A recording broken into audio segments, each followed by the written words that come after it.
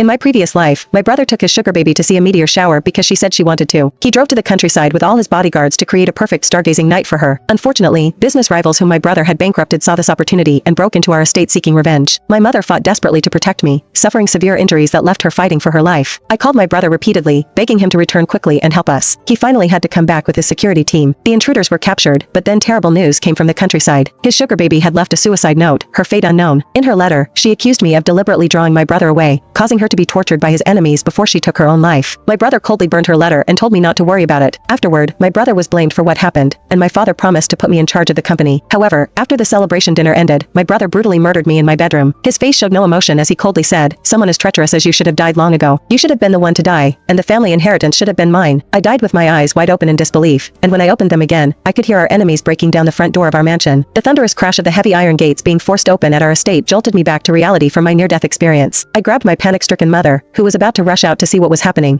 and pulled her into my bedroom. After locking the door, I gasped for breath and urged Mom to help me push the heavy oak wardrobe against the door. "Mia, what are you doing? We have security guards. What are you afraid of?" My mother, Marianne, looked at me in confusion, though she couldn't hide the terror in her eyes. She didn't know yet that my brother, James, had taken all the bodyguards with him for his beloved girlfriend. "Mom, James took all the security with him. It's just the two of us in the house now." I gritted my teeth, using every ounce of strength to push the wardrobe. The heavy oak made a spine-chilling scraping sound as it left deep scratches across the hardwood floor. Marianne froze, unable to believe that my usually responsible brother would do something so reckless. Given our family's wealth, security had always been a top priority. How could all the guards possibly leave at once? But seeing my pale face, she had no choice but to believe me. "Quick, call your brother and tell him to come back immediately," Marianne urged, her voice shaking. I remained silent, eyes fixed on the door barely blocked by the wardrobe. With trembling fingers, I dialed 911, briefly explaining our situation and address. I couldn't trust James to be our first line of rescue, especially since in my previous life, he had returned too late, causing my mother to miss the critical treatment window and die. After hanging up, my heart sank. Recent heavy snowfall had blocked the roads, and our hillside estate was quite a distance from the nearest police station. I dreaded to imagine what might happen before the police arrived. Bang! A violent crash shook the door. I instinctively pressed my body against the wardrobe as fear rushed through me. Just then, Marianne's call to James connected. "James, come home quickly. There are